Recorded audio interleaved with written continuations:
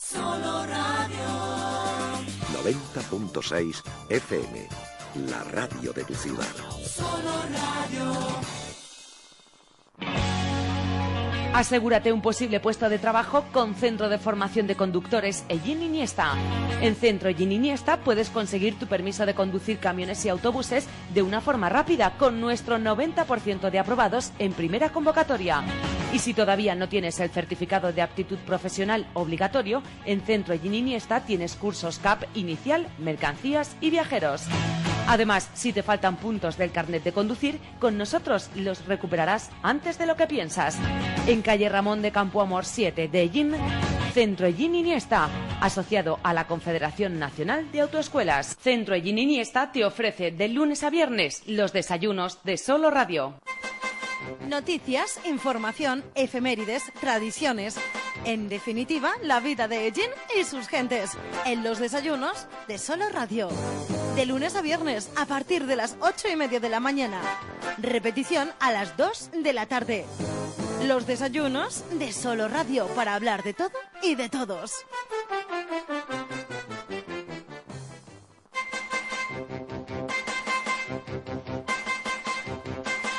Muy buenos días y bienvenidos a los desayunos de Solo Radio. Reciban un saludo de Paqui Pinar.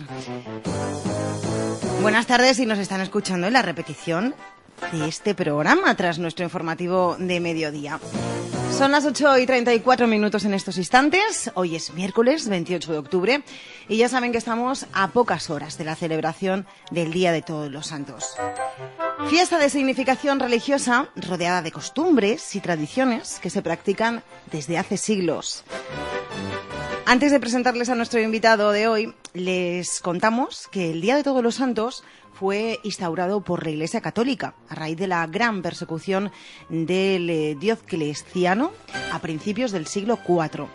Eran tantos los mártires causados por el poder romano que la Iglesia señaló un día común para todos ellos, fueran conocidos o no. Aunque en los primeros siglos varió la fecha, Gregorio III la fijó el día 1 de noviembre en el siglo VIII y Gregorio IV extendió la festividad a toda la Iglesia en el siglo IX. Hay que destacar que para los católicos españoles es una de las 8 fiestas de precepto anuales. Bueno, a pesar del sentimiento de tristeza que se piensa tiene el Día de Todos los Santos, este día no es solo para lamentarse por los seres queridos, ya que ya no están con nosotros, puesto que también es un día para celebrar la vida. Una buena frase para comenzar el programa, ¿no? José Antonio Iniesta, bienvenido y buenos días. Buenos días. Es una magnífica frase porque la muerte supone un tránsito, supone una pérdida, un duelo. Es tremendamente dolorosa cada muerte que influye en nuestras vidas. Desgraciadamente, yo también he tenido la oportunidad de vivir ese duelo, y no en una ocasión, sino en varias. Y eso desgarra, nos trastorna, nos desequilibra de alguna forma, rompe todo ese pie que nos sostiene y nos hace sentirnos inestables. ¿Por qué? Porque nos encontramos con la duda. Nos encontramos primero con una pérdida, saber que algún día la constatación empírica de que vamos a morir. Y por otra parte, siempre nos surge esa incertidumbre, ¿qué hay al otro lado?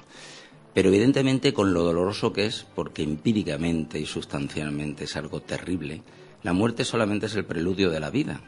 Y la vida no en el sentido de química orgánica, de ADN, no es sustancia viva manifestada, sino vida como pervivencia de algo que realmente existe antes incluso de que exista la vida física.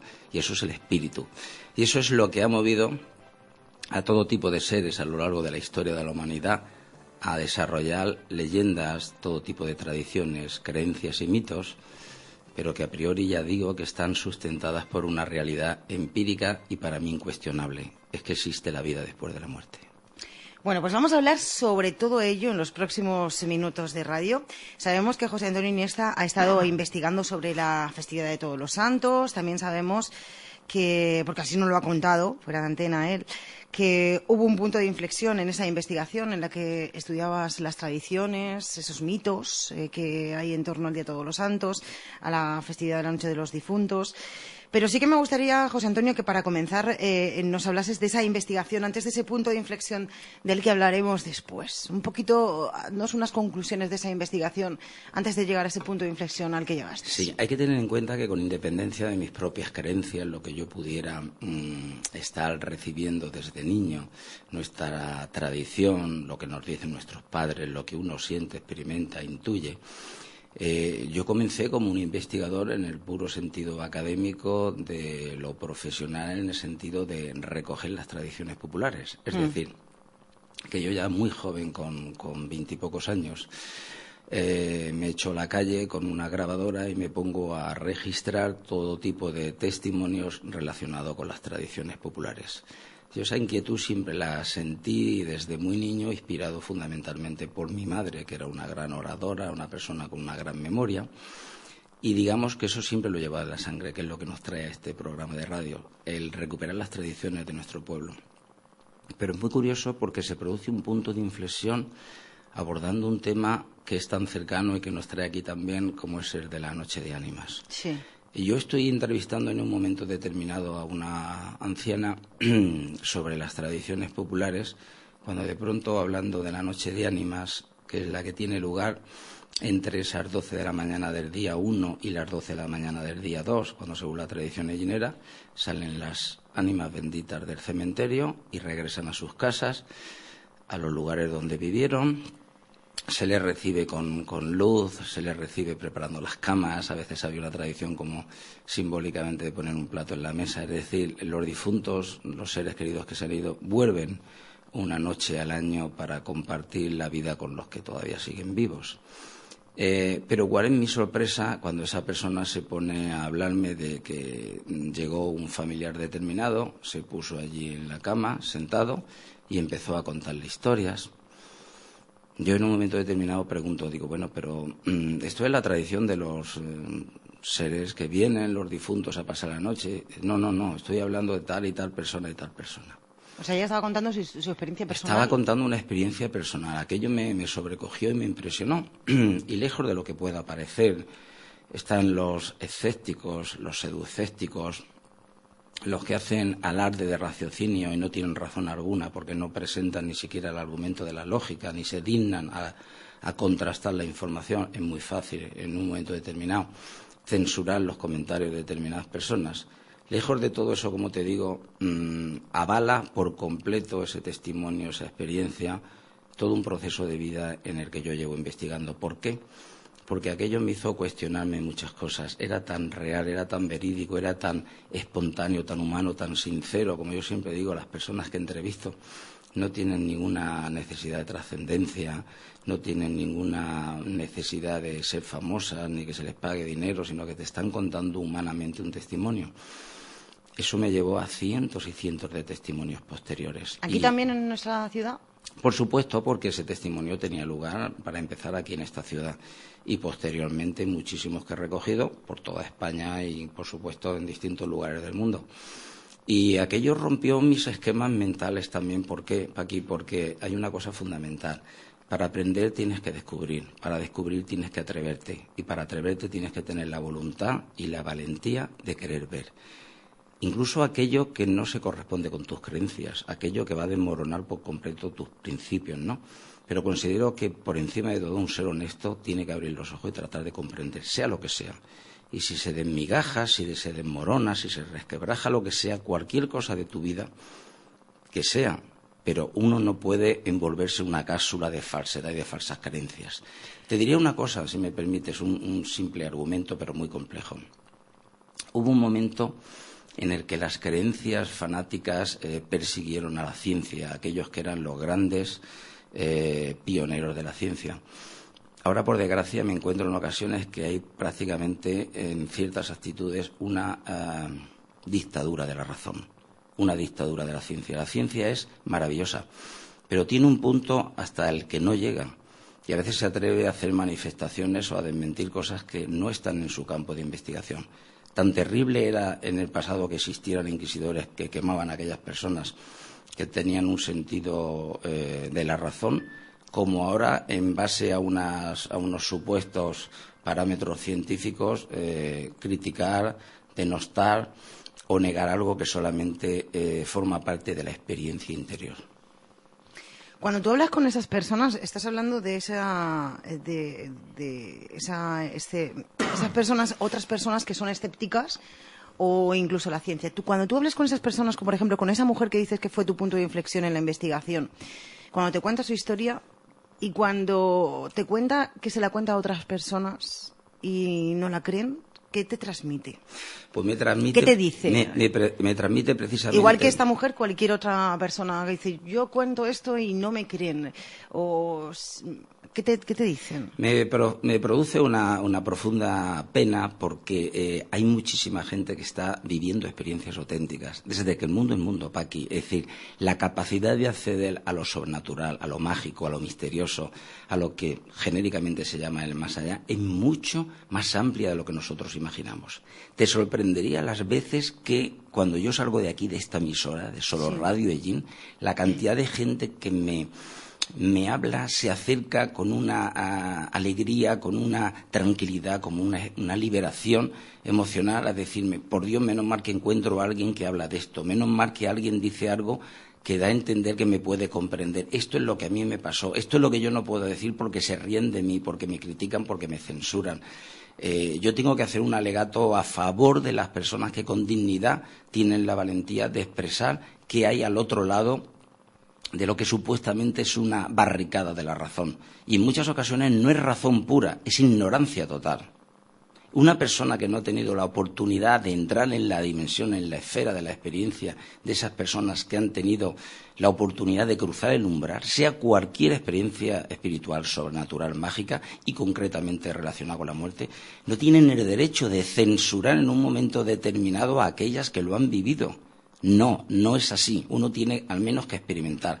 Y si no lo has experimentado, por lo menos concederle una oportunidad de que existe. Y si no crees, es absolutamente legítimo. Los escépticos son necesarios en el planeta. Yo soy escéptico cada día de aquello que no compruebo empíricamente. Lo que no tiene ni cuestionamiento alguno, ni razón, ni sentido profundo, ni siquiera dignidad, es aquel que ennoblece el pensamiento, las creencias o las experiencias de otras personas por la sencilla razón de que no las ha vivido. Eso no es razón lógica, eso es ignorancia absurda. Y cuando te cuentan estas personas sus experiencias, ¿tú qué consejo les das? ¿Que las sigan contando?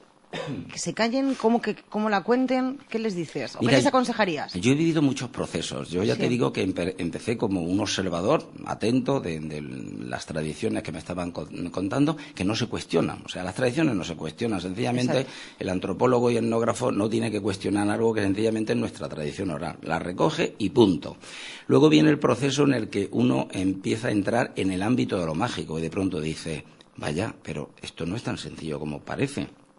Empieza a descubrir, y así lo asumo como identidad propia y como declaración de principios que hago aquí en el presente y en este sitio, que todo aquello que se ha desarrollado como tradición, leyenda o mito tiene un origen, ¿eh? No quiere decir que todo sea auténtico ni verdadero, para eso el investigador tiene que discernir, pero hay un trasfondo y mucho más grande de lo que parece. Y luego viene un proceso incluso, fíjate, de convertirte casi en un terapeuta. Me explico terapeuta en el sentido de que transmite tranquilidad a esas personas que viven una angustia. Fíjate lo que te voy a decir, las personas que viven cualquier proceso de conexión con lo que es el más allá genéricamente, lo que sienten es temor, angustia, por dos motivos fundamentales.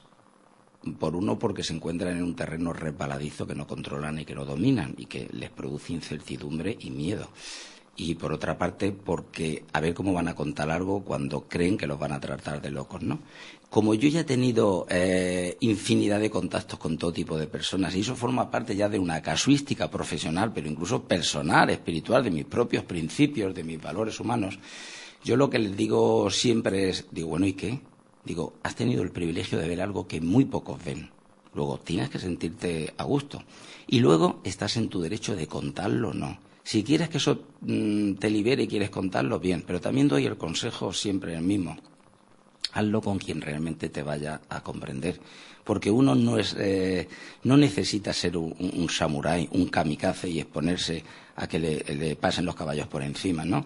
Uno tiene que abrirse con quien lo desee, pero por encima, más allá de que pueda comunicarlo o no, o como en el caso de los curanderos, que lo hemos abordado en muchas ocasiones, de que quieran desarrollar esa gracia o no, que cada uno tiene, tengo que decirlo así de claro, el libre albedrío, que es el derecho más absoluto que se nos concede y desde la divinidad del cosmos, a hacer nuestro deseo, lo que nos da la santa gana. Ojo, el cosmos nos da la oportunidad de hacer, en base a esa ley del libre albedrío, lo que nos da la gana, pero así se siembra, así se cosecha, ¿no?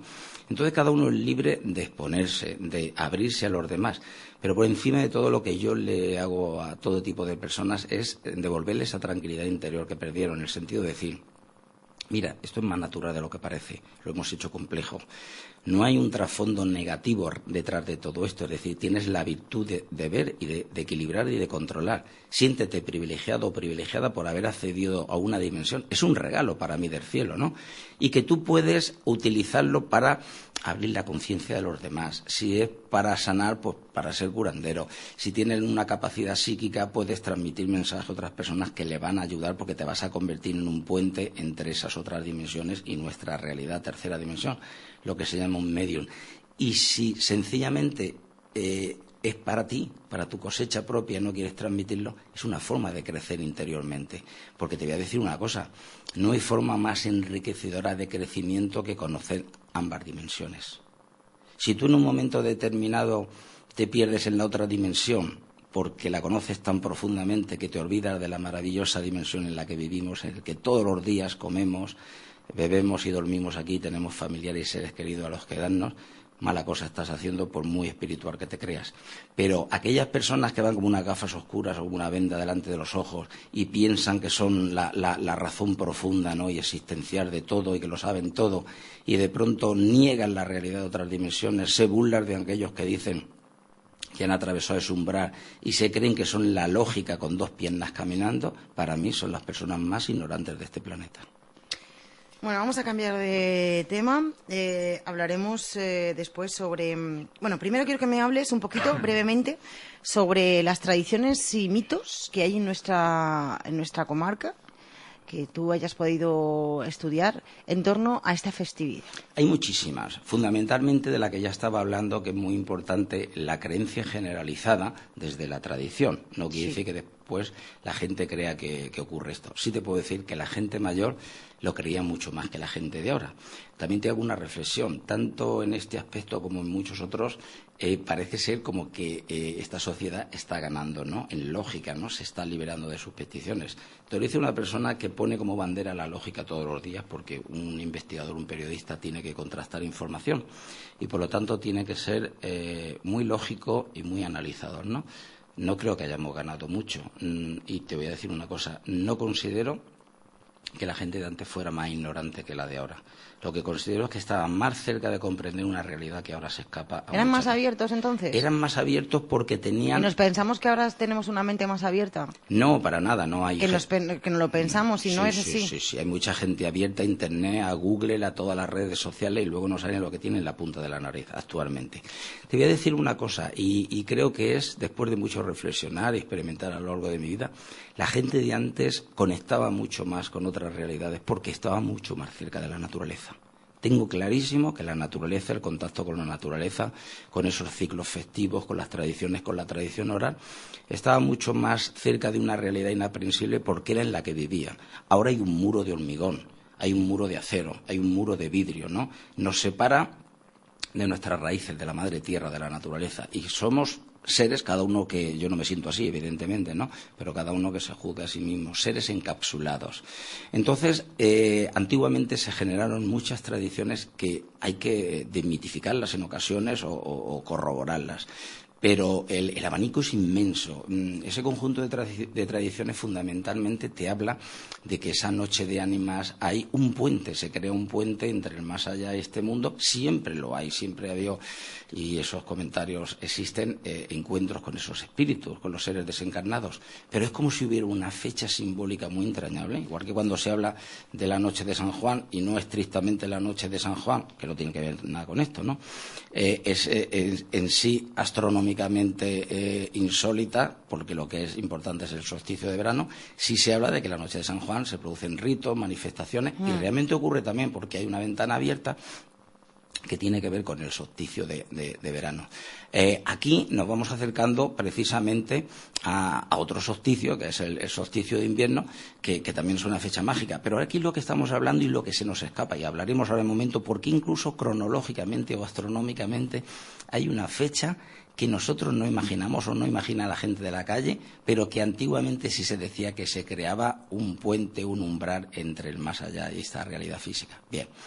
Antes de hablar de todo eso, yo te diría que he encontrado decenas y decenas de tradiciones populares. Mira, uno ya lo hemos abordado, que es la creencia generalizada, fundamentalmente en el pasado, de que en la noche de ánimas los espíritus de aquellos que han fallecido regresan por una noche a nuestros hogares y hay que recibirlos con todo el cariño.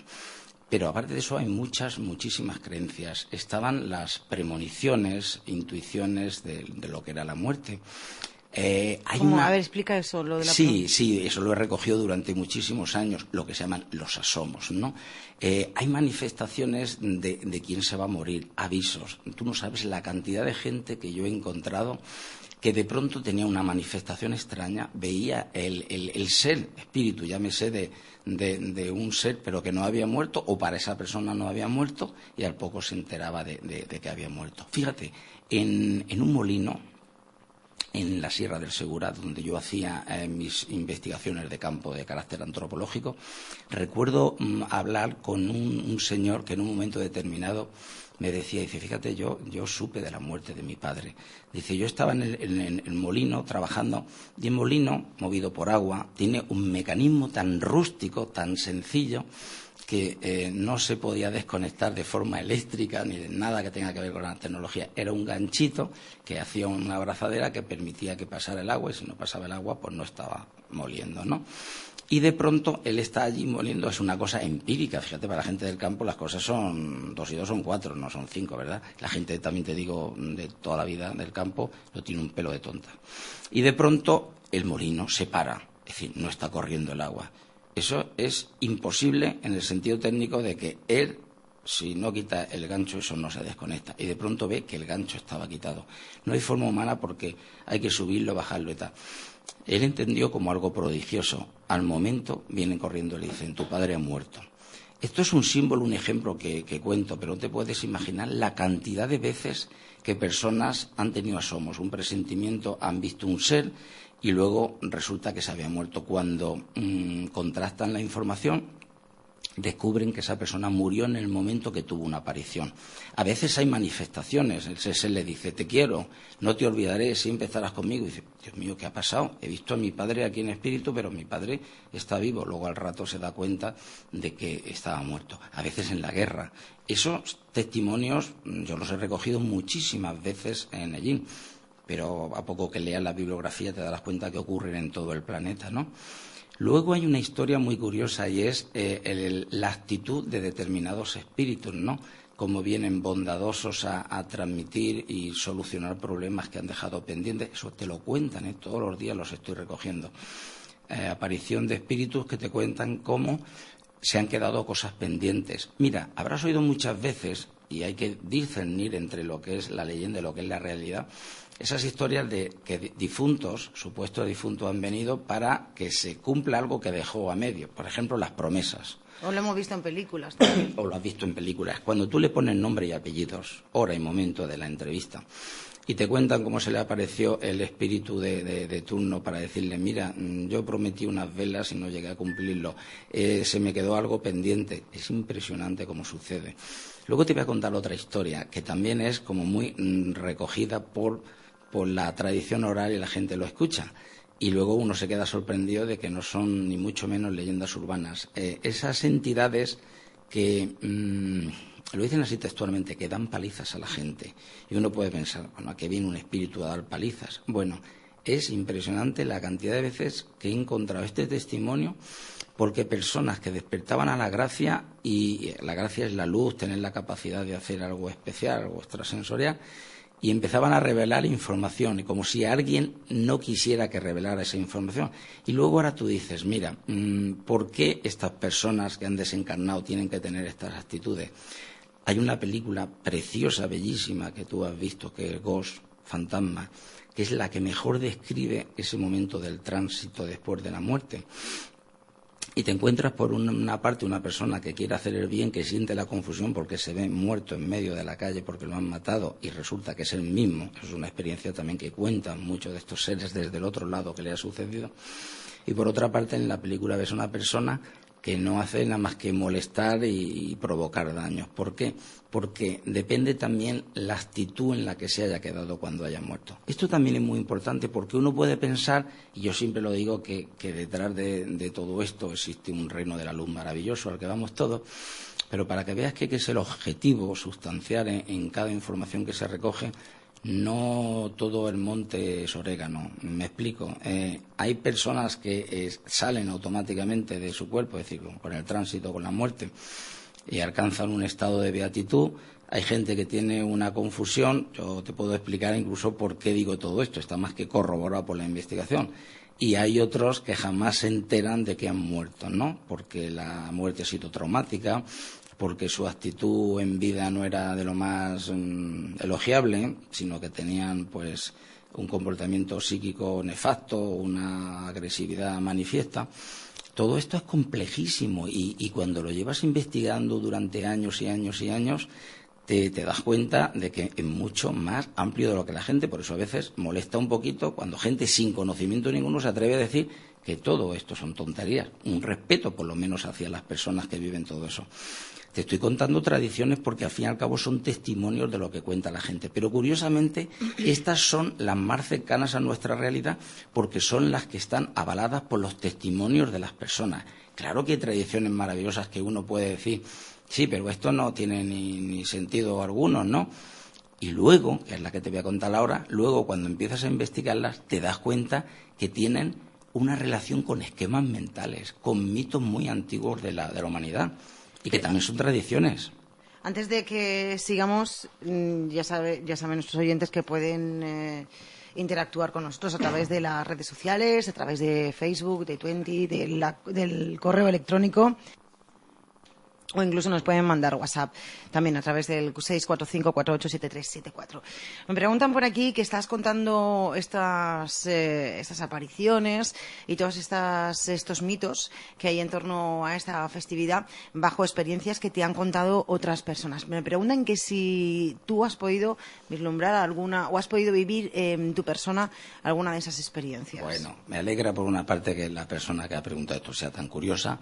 Y por otra parte, lo siento como un compromiso, ¿no? Compromiso en el que me pone esta persona. Pero ya que me está escuchando, le voy a decir una cosa. Reconocerá, porque seguramente ha seguido muchas de mis entrevistas, que ni me corto un pelo para hablar, que nunca me escondo y que lo último que haría yo en la vida es mentir. Otra cosa diferente es que yo siempre me haya querido poner en segundo plano en lo que es mi vida privada. Yo como investigador hablo siempre de terceras personas porque es mi obligación, pero no voy a rehuir para nada la pregunta y, por lo tanto, con mi respuesta. Claro que lo he experimentado. Lo he experimentado de muchas formas y también a la persona que ha hecho la pregunta le digo, nunca quedará sin escribirse todo aquello que yo he vivido. Tengo un compromiso, primero, conmigo mismo, con mi honestidad.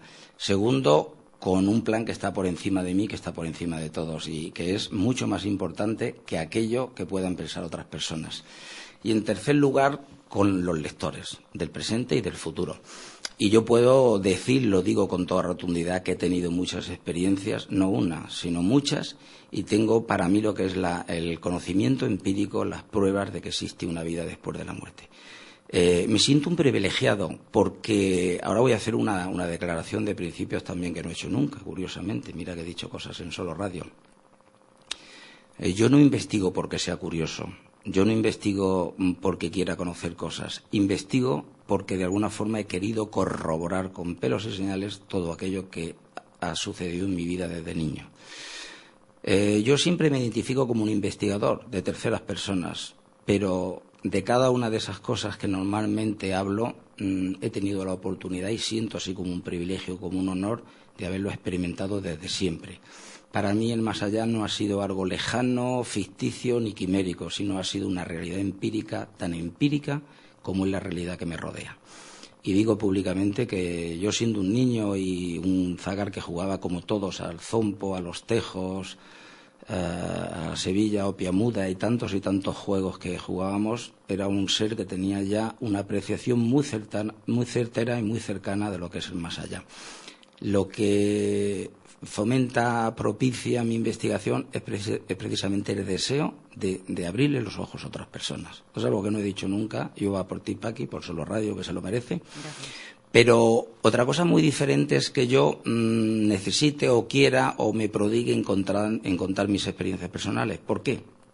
Porque yo no le tengo por qué quitar tiempo y oportunidad a lo que es la investigación y a los testimonios de otras personas.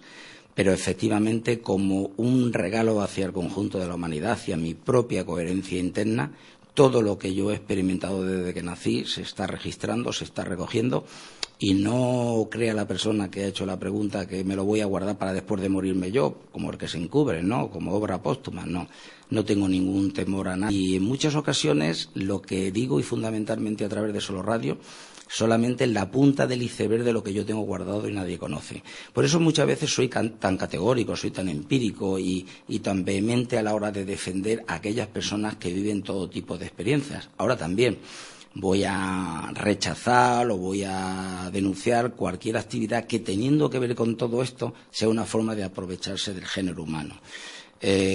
No quiere decir que todo sea real, ni todo es mentira. Lo que sí es verdad es que lo que yo cuento es lo que he recogido de las personas. Y contando una historia puede ser la 100ª parte de todo lo que he conocido de otras personas. Claro que he tenido experiencias y de todo tipo, de todo calibre y de todas esas disciplinas que yo investigo. Pero en concreto, en relación a la muerte, también.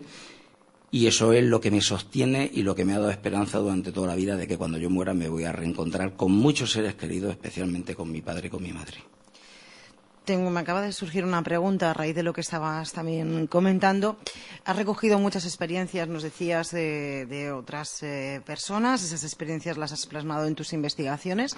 ¿Alguna vez te has encontrado con una historia que digas, no, esto sí que no me lo creo? Esto no me lo creo, esto no tiene fundamento, esta persona me está engañando. ¿Alguna vez te has encontrado con ese caso? Mira, es muy curioso, pero en el entorno en el que yo vivo, en el que vivimos, la gente es muy honesta. Cuando yo me doy cuenta de que es mentira, pero rotundamente lo que están contando, fundamentalmente es cuando veo la televisión.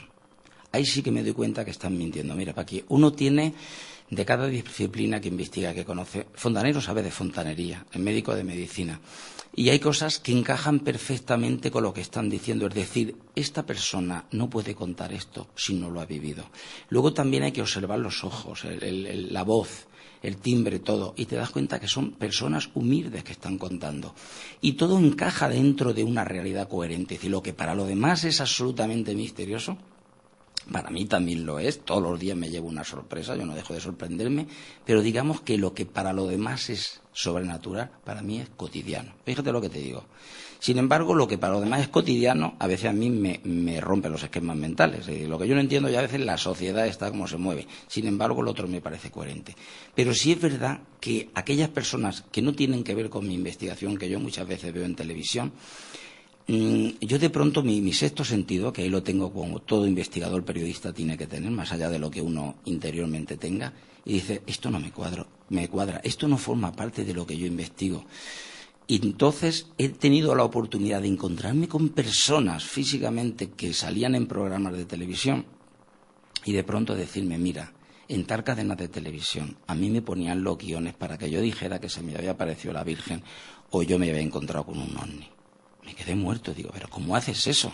Eso es nefasto, digo. Estás poniendo en entredicho el testimonio de muchísima gente que después se dice la verdad y precisamente por eso que decís en la televisión no creen a esas personas. Y fíjate tú qué argumento me da a veces. Yo tengo que comer como todos los demás.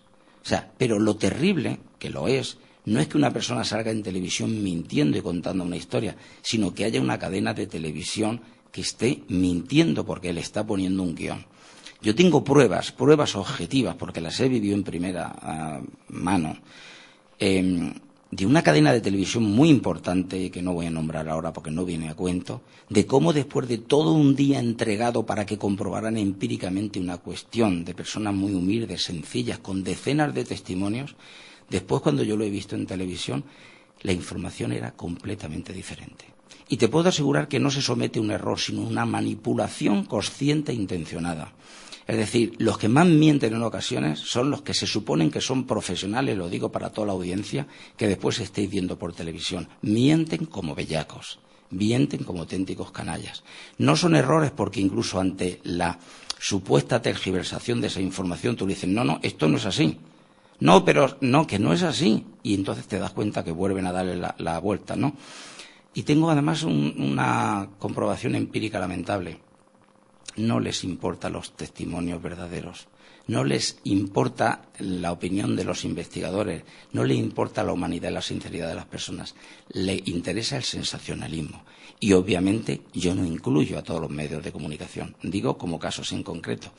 Entonces, respondo en este sentido porque normalmente puede haber algún caso que digas, bueno, a veces puede ser incluso falta de apreciación, gente que en un momento determinado es un poco sugestiva, imaginativa, pero lo está viendo desde la periferia y le dicen, no, esto que tú piensas no es así. Por ejemplo, en otros temas muy diferentes que no vienen a cuento. No, eso que tú has visto pueden ser otras cosas. Y yo siempre soy muy cauto para esto y digo, mira, hay que descartar esto y esto y esto. Pero lo que es verdad que cuando me hacen un cuadro muy completo yo puedo llegar a estar escuchando horas y horas a una persona. Sé perfectamente si me está engañando o no. Pero yo te digo una cosa, a mí no viene gente a engañarme de ese tipo.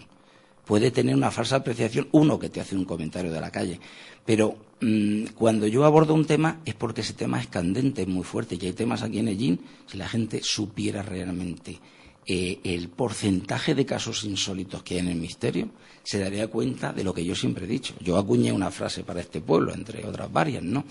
Pero una fue de asociar a Ellín, dice, la tierra de los prodigios.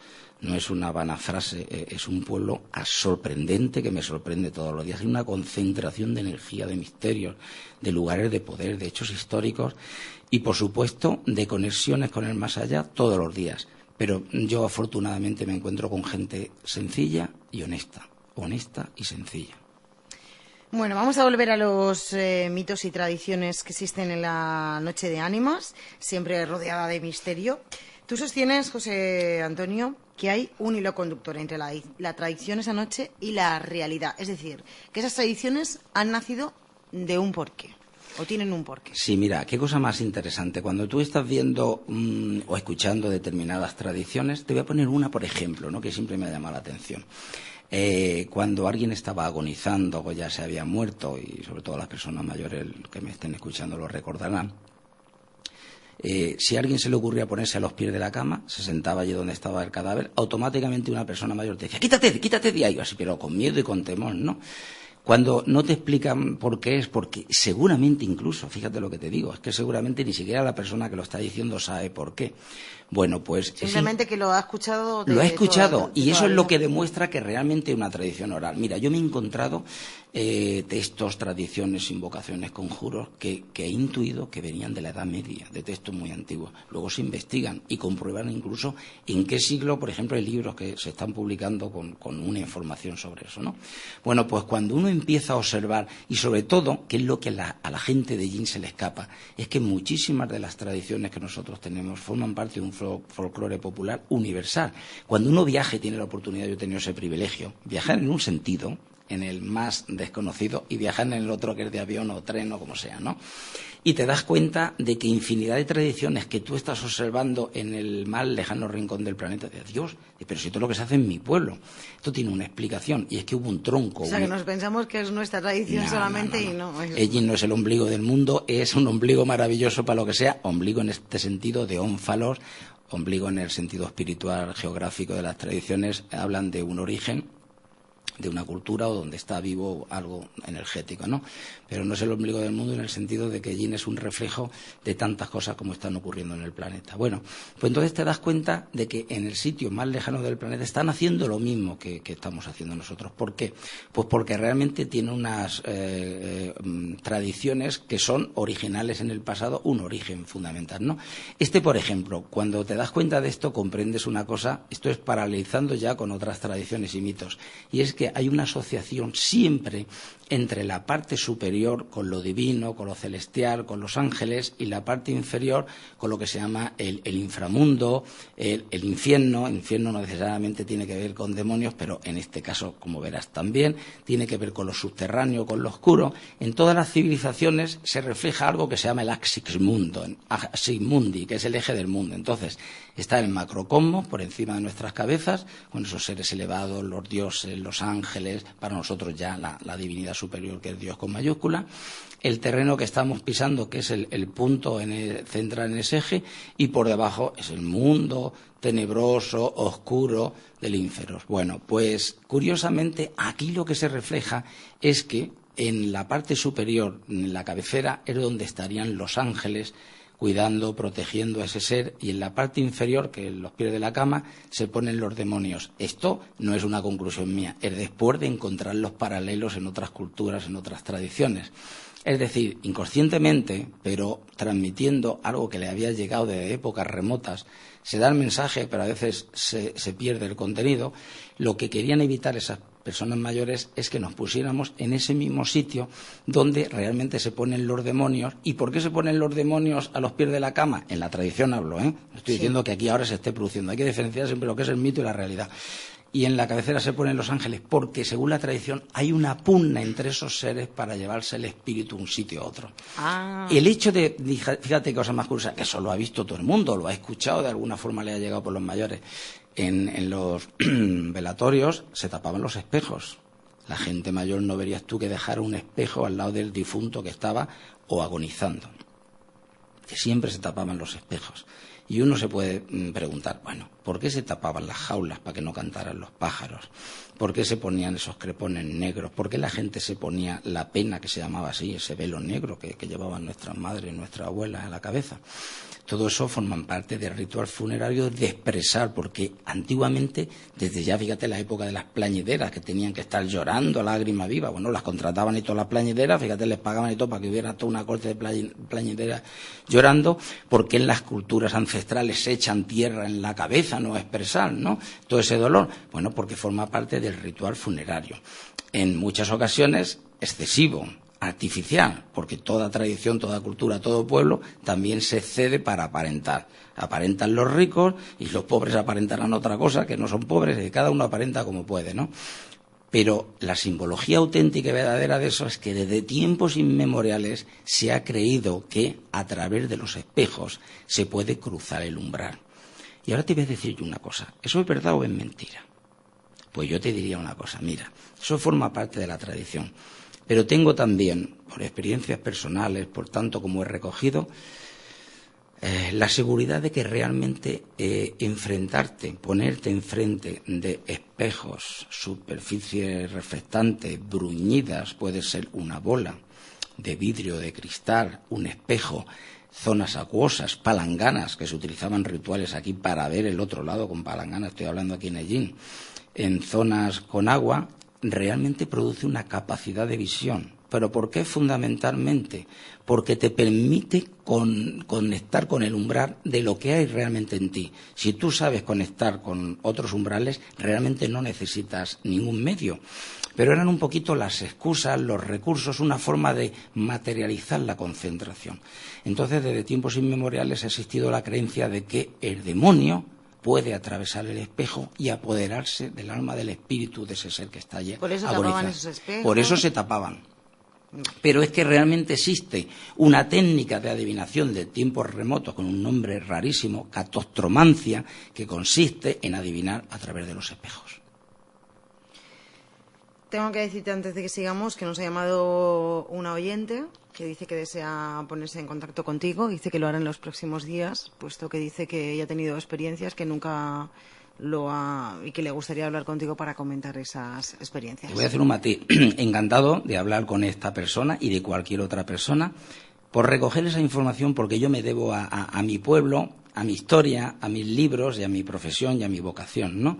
Entonces, cualquier cosa que recoja es interesante. Pero te voy a decir una cosa también, y es en relación a esa labor de terapeuta, ¿no? Yo no soy ni psicólogo para nada, pero uno puede tener psicología. Uno no tiene por qué estar en una actividad religiosa o espiritual y, sin embargo, también sentir a la gente cercana a ti con la capacidad de ayudarla, ¿no?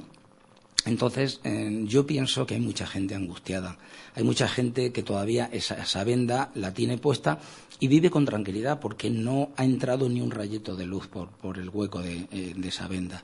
Pero el problema es cuando a la gente se le va cayendo la venda, ¿no? Entonces, yo todos los días me encuentro con gente muy angustiada. Pienso que tiene lógica, tiene más que fundamento, porque hay personas, y a veces no están muy lejos, las tenemos muy cerca, que sienten pánico por cualquier cosa. Yo no soy Juan sin miedo, pero yo te puedo asegurar que yo nunca he experimentado el miedo irracional ante lo desconocido. Y lo he encontrado y lo he tenido tan cerca como cualquiera de los mortales y más. Pues porque de alguna forma yo siento la cercanía y la bondad de lo que hay al otro lado. Lo cual no quiere decir que yo esté diciendo que al otro lado todo sea bondad. Ni mucho menos.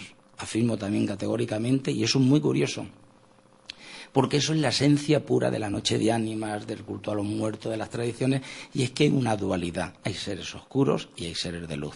Es decir, aunque yo hable objetivamente de experiencias que recojo, de experiencias personales, de lo que he vivido a lo largo de mi vida, no estoy idealizando, no estoy almibarando una historia diciendo que es dulce, no. Hay gente que sufre porque se encuentra con seres que no son luminosos, pero es que a veces sienten temor de los seres luminosos. Hay gente que se asusta ante cualquier cosa que se mueve y no tiene una razón de ser. Entonces, poder ayudar a determinadas personas es importante. Yo te puedo asegurar que si siempre estoy agobiado por el trabajo inmenso que tengo para muchos años, en muchas ocasiones también me agobia mucho no tener tanto tiempo para ayudar a tanta gente. Que no quede en vano lo que estoy diciendo. La gente no se puede imaginar los fenómenos que se producen en Ellín. Nunca me cansaré de decirlo. La gente psíquica que hay en Ellín, para lo bueno y para lo malo. La gente que tiene experiencias. Cuando uno está experimentando, recibiendo, recogiendo, grabando, hay gente que tengo testimonios de todas clases. Y hay mucha gente que tengo que guardar como profesional, como tú sabes, como tenemos que ser. Ahora me pongo en el plano periodístico, tenemos que guardar silencio absoluto, aunque nos pusieran en el potro ante el testimonio de la gente. Nadie piense que yo voy a traicionar a un informante o un informante, porque tenemos un deber, fíjate, sagrado con esas personas. Pero los testimonios son todos los días.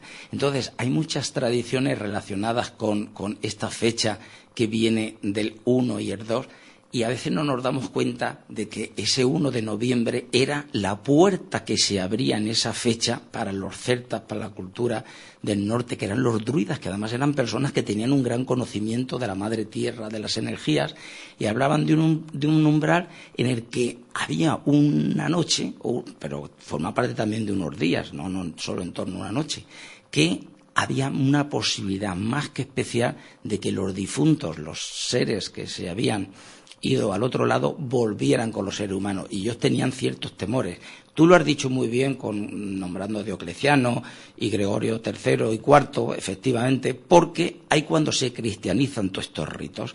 Cuando los romanos, que eran muy cucos, como ha sido la Iglesia Católica también con las culturas indias, han hecho el mismo proceso. Cuando no pueden vencer a esos cultos, los van solapando, los van asimilando. Entonces, ¿qué hicieron en concreto los cristianos? Cristianizar aquello que venía de los romanos. Pero agárrate que los romanos no habían hecho nada más que ser permeables a las distintas tradiciones que venían de las culturas que habían sometido ellos. En este caso, sabes que los romanos conquistaron los territorios del norte de Europa y en un momento determinado se ven impregnados de las creencias, de las divinidades y los propios dioses que ellos asimilan, formando todo un cuerpo de tradiciones. Y los cristianos son los que cristianizan, ¿no?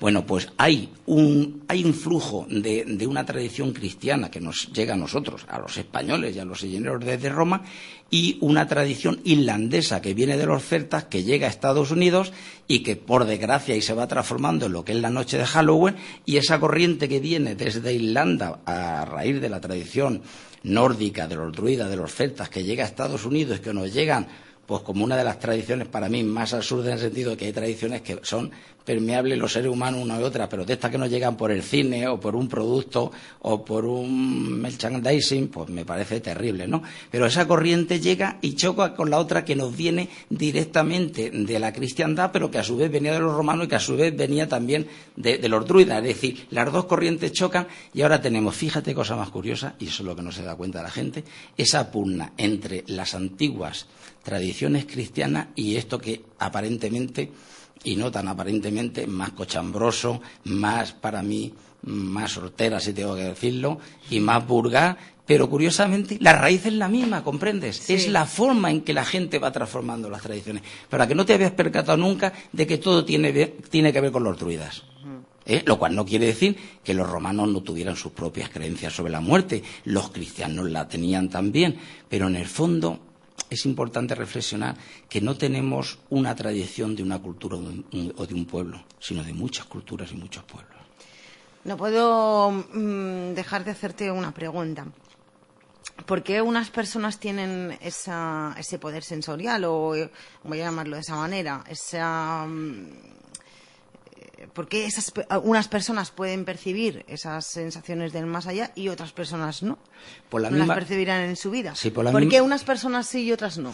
Por la misma razón de que hay personas que participan en las Olimpiadas, entre ellas solo unas pocas reciben medallas de oro y otras nos contentamos con caminar e ir para allá. Cada persona tiene unas facultades físicas determinadas y también cerebrales. Y te voy a decir una cosa, la espiritualidad no está reñida también con el cerebro, con la capacidad cerebral de decodificar información. Y por encima de todo hay un propósito también. Cuando un atleta olímpico llega a la cumbre, se ha preparado para ello, ha tenido una voluntad. En el psiquismo no necesariamente eso. Uno no dice, no, me voy a una universidad para ver si desarrollo mi cerebro y activo mis chakras y todo. No, hay potencialidades, pero yo entiendo que, salvo lo que pueda o quiera hacer alguna persona, que eso es limitado si no tiene esa facultad, lo que realmente hace que una persona tenga ese psiquismo es de nacimiento. Y por ahí va un propósito. Hay un propósito existencial. Hay determinadas personas que desde el mundo parece que han sido elegidas para que eso produzca, porque tienen que ser los sensores de la humanidad, tienen que ser los puentes, tienen que ser los medium. Cada uno lo expresa de una forma. Se puede hacer a través de recibir canalizaciones, que es otro tema también impresionante. Mira, cada una de las frases que yo he abordado nos podía dar para un programa. Por eso es un telegrama en el fondo lo que estoy transmitiendo, porque esto es, a veces dice, bueno, ¿cómo transmitir una información que en el fondo es el resultado de una vida? Pero no te puedes imaginar las canalizaciones que se están recibiendo en todo el planeta por gente muy seria. ¿Por qué tienen esa capacidad? Porque son las redes sensoriales, las antenas sensoriales para recibir esa información. ¿Por qué hay personas que realmente son curanderos, quitando a los mangantes que hay por el mundo, que se dice que son curanderos, que juegan con la salud? Pues porque realmente hay muchas personas con capacidades para transmitir la energía con sus manos. Porque hay gente que tiene la capacidad de ser biomagnético, que es una facultad extrañísima, que es atraer metales con su cuerpo físico. Y eso está comprobado por las universidades. Los rusos en este aspecto son pioneros, mucho más avanzados que los americanos. Y dices, un cuerpo físico no tiene razón de que atraiga cucharas o cacerolas, y sin embargo las atrae. Porque hay personas que tienen una posibilidad física que es inaudita, a lo mejor una entre 1.000.000, pues el psiquismo lo mismo, ¿no? Esa es una pregunta que me hace mucha gente que quisiera tener facultades extrasensoriales. Dice, ¿por qué yo no tengo esto y otro lo tiene? Digo, porque sencillamente Dios le ha concedido esa gracia.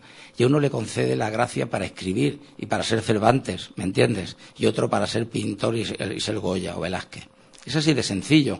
Pero yo pienso que cada ser humano es un ser maravilloso que tiene unas facultades. A veces son ignoradas.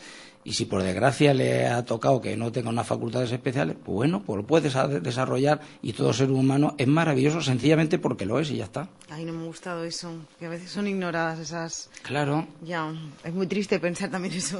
También te digo como reflexión, porque yo hablo con muchísima gente y también te digo que no es correcto subestimar a la gente, no es correcto infravalorar. Yo creo que siempre hay un tesoro en cada persona, pero hay que llegar a conocerlo. Y te voy a decir que incluso en el mundo del misterio yo me he encontrado con personas que físicamente, por su apariencia, por su expresión, son anodinas. Estas personas que pasan sin pena ni gloria, ¿no? Y de pronto te pones a hablar con ellas y tienen una experiencia riquísima, pero no la han sacado. Entonces, todo es un potencial, una caja de las sorpresas. Pasa que hay algunas cajas que se abren mucho, ¿no? Como cajas de Pandora. Hay cajas que se abren falsamente, ¿no? Te puedes encontrar con gente que te dice esto o lo otro y cuando entras en su mundo interno y dices, qué pena, están vacías, ¿no? Todo es parafernalia lo que me está mostrando. Y gente que es aparentemente insignificante y es maravillosa en su interior. Yo me voy a quedar con un precepto místico y parece muy atrevido y muy elevado, pero es la realidad incuestionable de mi existencia. En todo ser hay una manifestación de Dios y, por lo tanto, todo ser maravilloso a priori.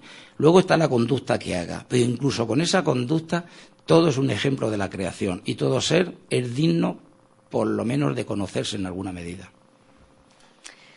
Bueno, vamos a hablar de un tema que te apasiona. Ya nos quedan un par de minutitos para alcanzar las 9:30 de la mañana. Se nos ha pasado el tiempo volando, ¿eh? ¿Has visto el tiempo como vuela? Sí, sí, sí.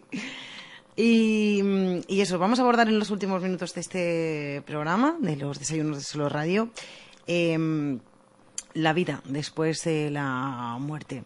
Todos esos mitos, creencias que hay en torno a la vida después de la muerte. Ese túnel de la luz, esa recapitulación de los recuerdos. Estamos hablando de tradiciones que genera la sociedad, ¿no? La forma de interpretar lo que es la muerte. Pero luego hay una realidad suprasensible que no solo se puede conocer por las personas que lo están experimentando, sino por los investigadores. Y eso precisamente es lo que avala que realmente hay algo al otro lado, ¿no?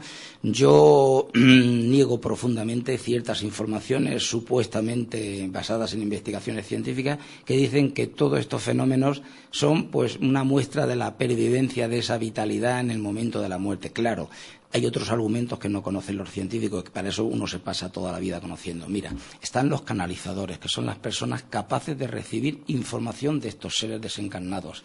Están los movimientos espíritas, los espiritistas que conocemos nosotros por todo el planeta, que pueden sonar como tenebrosos y raros, pero yo te puedo decir que gracias a esa herencia transmitida por Allan Kardec, que escribió sobre el espiritismo, todos esos grupos espíritas, muy dignos algunos, que son grupos de sanación o de curación o de liberar de espíritus o de energías negativas a seres humanos, para mí es muy encomiable.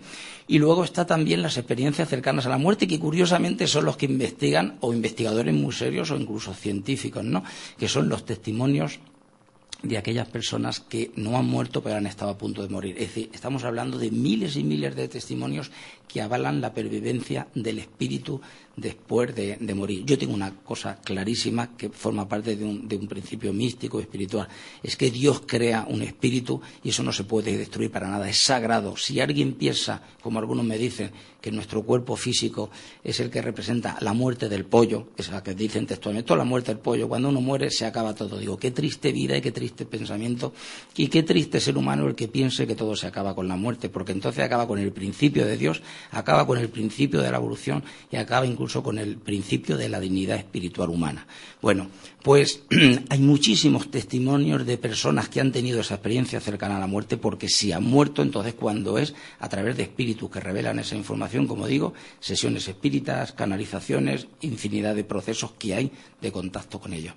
Pero una cosa característica que ocurre, sea cual sea la religión, sea cual sea la creencia, sea cual sea el origen de la persona que lo está contando en cualquier lugar del planeta, es que se produce un recorrido a través de un túnel de luz. Realmente venimos de la luz y llegamos aquí, pues ese túnel de la luz existe, eso lo cuentan todos.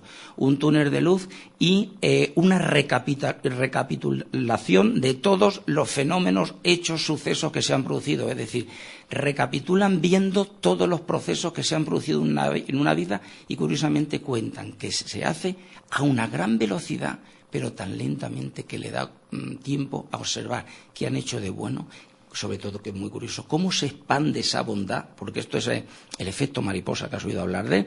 Nosotros, por una mínima acción que tengamos, eso se va extendiendo en el tiempo, en el espacio. Y entonces, sobre todo, cómo impacta a esas personas que han tenido la oportunidad de volver, de cómo una acción mala no solo es dolorosa porque ven el daño que causaron, sino cómo se multiplica en daños, porque esa persona ha sido dañada y a su vez provoca un daño. Entonces, su daño pueden ser 1000 daños, ¿no? Esas personas, te puedo asegurar, y muy investigadas, miles y miles de casos se están investigando en hospitales de todo el planeta, tienen un cambio de conciencia que cuando regresan ya no son los mismos. Cualquier persona que ha tenido una experiencia cercana a la muerte amplía su conciencia, eleva su nivel espiritual, es más consciente de lo que ha ocurrido en su vida y, curiosamente, trivializa lo que para los demás es importante. Dice, todo esto que es la vida que conocemos tan importante como ganar dinero, tener trabajo, a ver cómo puedes pisar al otro, dice, todo eso no es más importante la vida espiritual. Y aquí estoy hablando de hechos concretos, experiencias. Pero eso también ocurre quizás cuando te ocurre algún hecho significativo o doloroso en tu vida, ¿no? También. A lo mejor no con tanta intensidad, pero sí que ocurre que te ocurre algún hecho en tu vida, ¿no? Algún hecho traumático y te hace ver la vida de otra manera y como tú dices, ves los problemas que a los demás le preocupan y dicen, pero si eso es una tontería. Exactamente, y esto es muy importante, un alegato en relación al tema fundamental que nos trae aquí, la muerte, que dices, qué negativo es. Fíjate qué cosa más curiosa, y yo muchas veces lo pienso cada vez que desgraciadamente me veo en el tanatorio viviendo una experiencia. Digo, lo único de bueno que tiene esto, si es que lo tiene, porque todo es dolor, lo único que tiene es que nos muestra que somos caducos, que no nos llevamos nada al otro mundo. Eso es una reflexión social, pero espiritual y humana. Digo, qué ignorancia cuando esas personas que acumulan fortunas y fortunas y fortunas, y el problema no es acumular fortuna, porque puede ser digna que te lo has ganado con el sudor de tu frente, cuando lo haces a costa de los demás. Pero cualquier acto, y repito 1000 millones de veces, cualquier acto que te aleje de la evolución espiritual, ya de sí es un lastre y un retraso y una caída hacia el vacío. Entonces, esas reflexiones que tú estás haciendo son muy importantes porque tanto una experiencia traumática en la vida, dolorosa, como lo que nos ocurre en relación al más allá, nos indica que todo es pasajero y entonces lo importante es aquello que realmente es nuestra esencia. Y es muy interesante esto porque no hay que hacer un alegato a favor del sufrimiento, no, porque nadie desea ni ser masoquista ni ser victimista, pero es una información.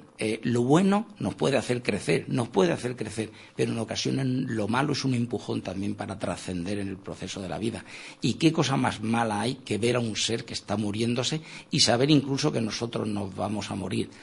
Esto no es una experiencia para los demás, es una experiencia para cada uno.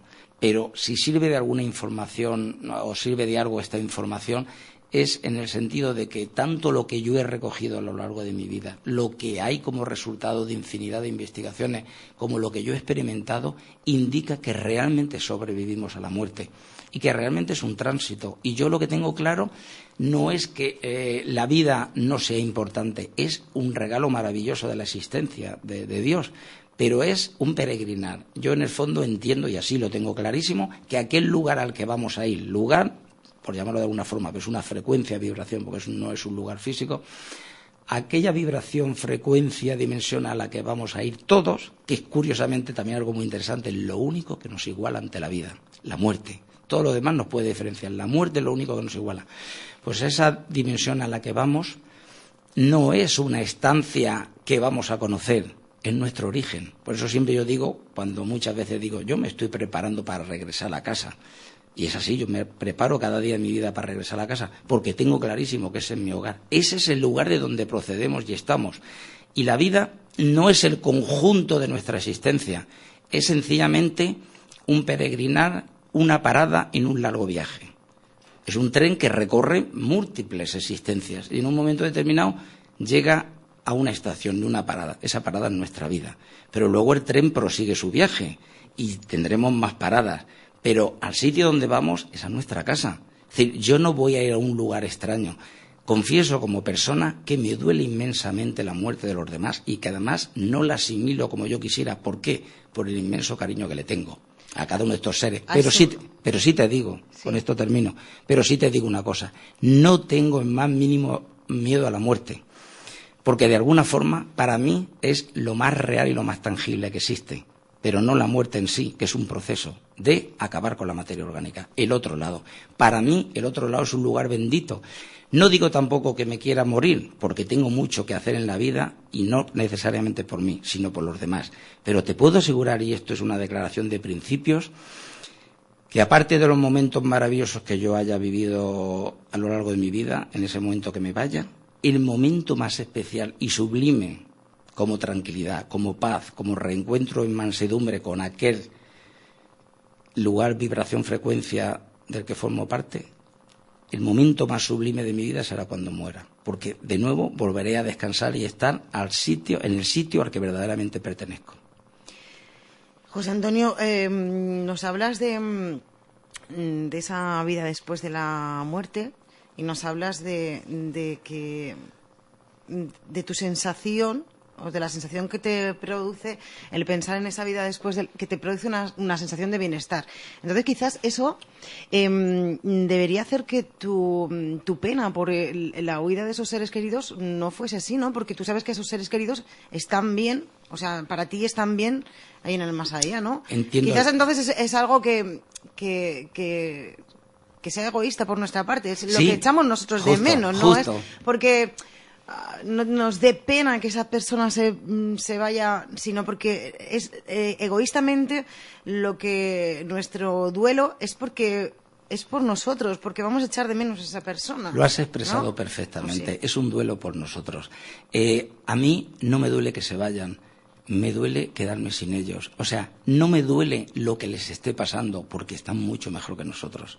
Y ya no es una creencia, es una experiencia personal. Los seres que nos dejan están en un lugar más bendito, más maravilloso, más luminoso, más grandioso de este en el que nosotros nos encontramos. Si han vivido unas circunstancias penosas de maldad y muerte traumática, nos podemos plantear si no se han ajustado con esa frecuencia y si todavía no han despertado de alguna forma, entre comillas, adecuadamente. Pero aquellas personas bondadosas y que hacen un tránsito adecuado, no me queda la más mínima duda. Has empleado una palabra absolutamente correcta: egoísmo. Cuando yo digo que no lo llevo bien como el conjunto de las personas, es por el cariño que les tengo, es por tanto como me quedó por vivir. A veces sufro por lo que sufrieron en vida y les quedó por hacer, pero es una apreciación mía. Pero yo no he tenido jamás el más mínimo temor de decir, ¿qué les pasará? ¿Estarán bien? No, es que ellos son los que están descansando. Nosotros somos los que todavía estamos en un mundo de prueba. No me quedo ni quiero quedarme con esa expresión que mucha gente utiliza de que la vida es un valle de lágrimas. Pues claro que lloramos muchísimas veces, pero en mi experiencia, por más pruebas que tenga, que las tengo como todo el mundo y muchas, para mí la experiencia es un regalo riquísimo de la divinidad. Y tú me dices, si allí estamos tan maravillosamente, ¿por qué tenemos que venir aquí?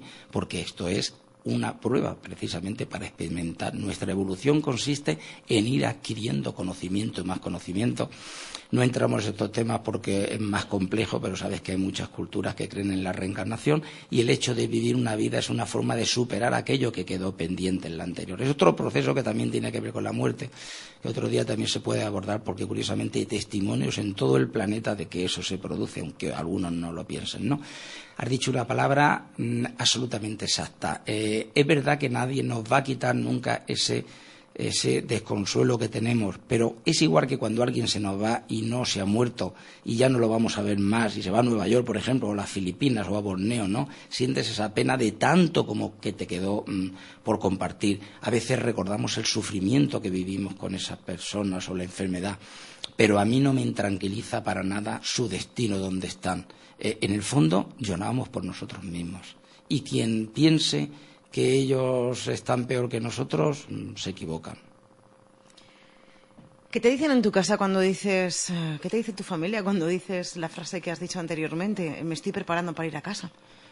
Bueno, me conocen desde siempre y por lo tanto parece ser una frase que a veces no encaja con el optimismo, con la esperanza o con la necesidad de vivir, pero es que también saben que yo soy absolutamente vitalista. como tú y mucha gente de allí me conoce, sabe que soy tremendamente apasionado. Me quedan o necesito 7 vidas más de las que tengo para acabar con mi trabajo.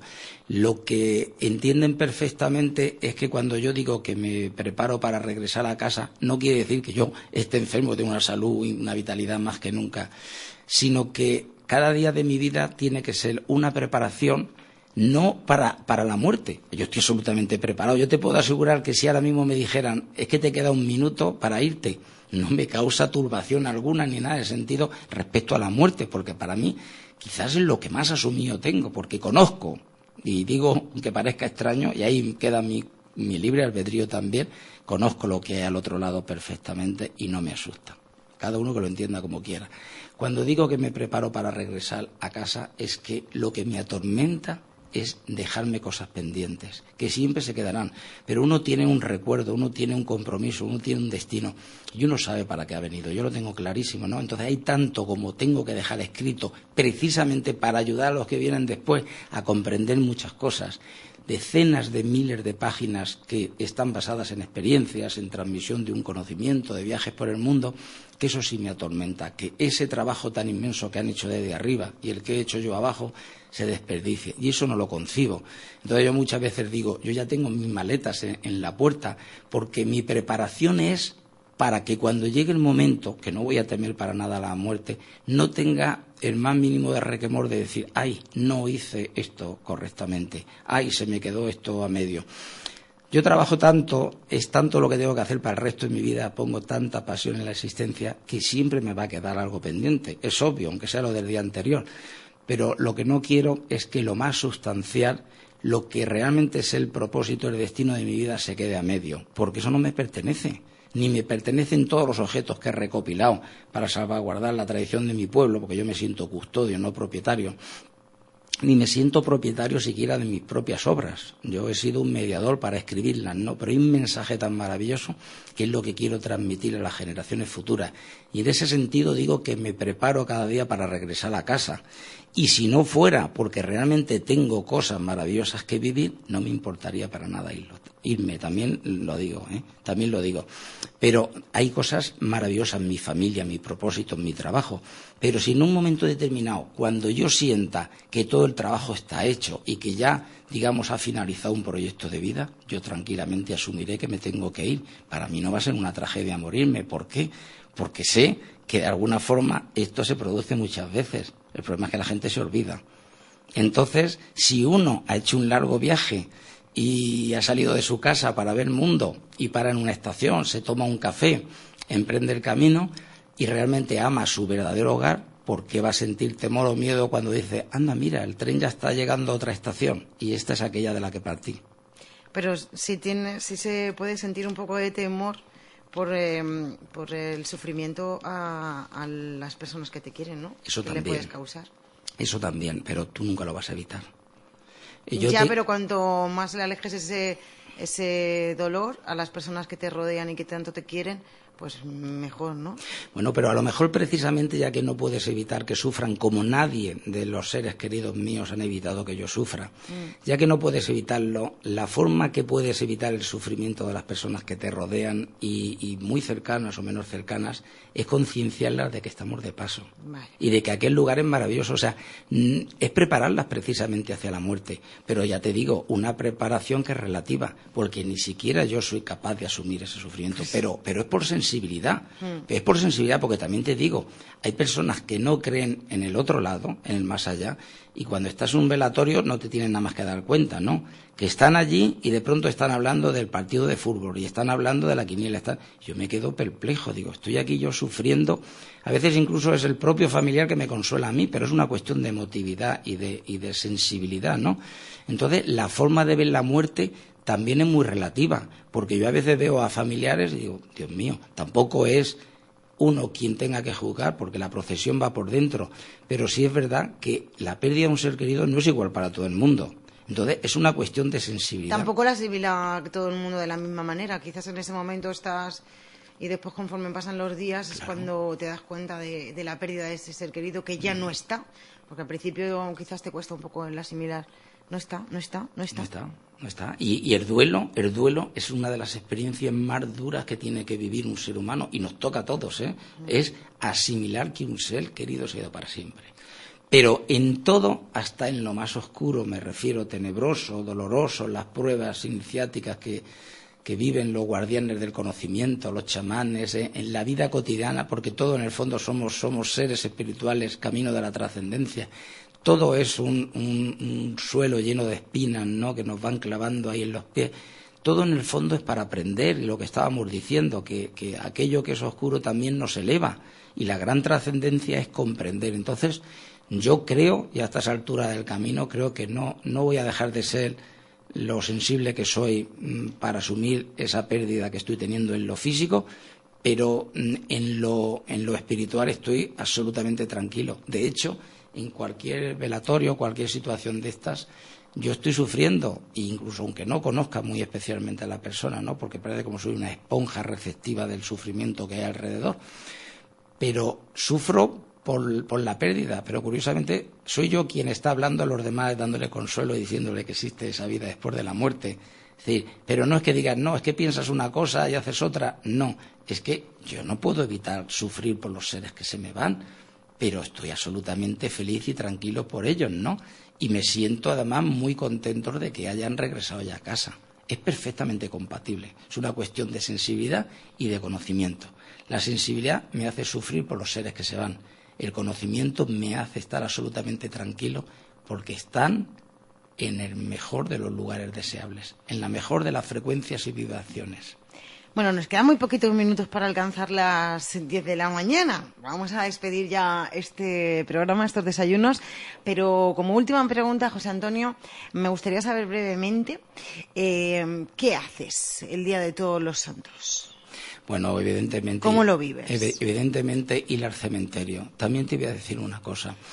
Es una cuestión importante, simbólica, de tradición, pero yo voy a desmitificar también ese proceso. Lo hago por coherencia, porque me reencuentro y porque formo parte de una tradición. Pero igual que a veces no hace falta ir a misa para encontrarse con Dios, no hace falta honrar a los difuntos yendo a los cementerios. Claro que voy, por supuesto, y también te digo que por el hecho simbólico de la tradición, pero porque no es un mero símbolo, sino porque es una forma de expresar tus sentimientos. Yo pongo mis mariposillas, eso es fundamental. Los cirios, las mariposillas, y también desmitificando, no para ponerle luz, porque están en la oscuridad, que es lo que se dice. Hay que ponerle luz, que están en la oscuridad, que están tropezando y cayendo.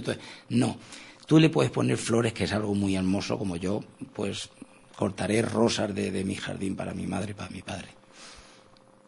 Les pondré luz, pero ellos tienen rosas, las rosas más hermosas y la luz más hermosa allá donde están, que es el reino de los cielos. José Antonio Iniesta, muchas gracias por estar una vez más en los micrófonos de Solo Radio.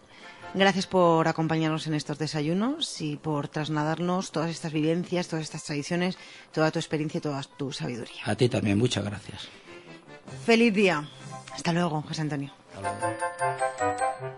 Y a todos ustedes, gracias también por estar en los desayunos de Solo Radio. Ya saben que podrán volver a escucharlos si se han perdido algún trocito de estos desayunos a partir de la 1:30, una vez finalice nuestro informativo Primera Plana.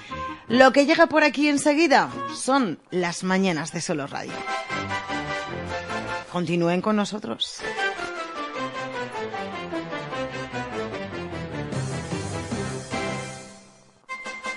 Noticias, información, efemérides, tradiciones. En definitiva, la vida de Ellín y sus gentes. En los desayunos de Solo Radio. De lunes a viernes, a partir de las 8:30 de la mañana. Repetición a las 2 de la tarde. Los desayunos de Solo Radio, para hablar de todo y de todos.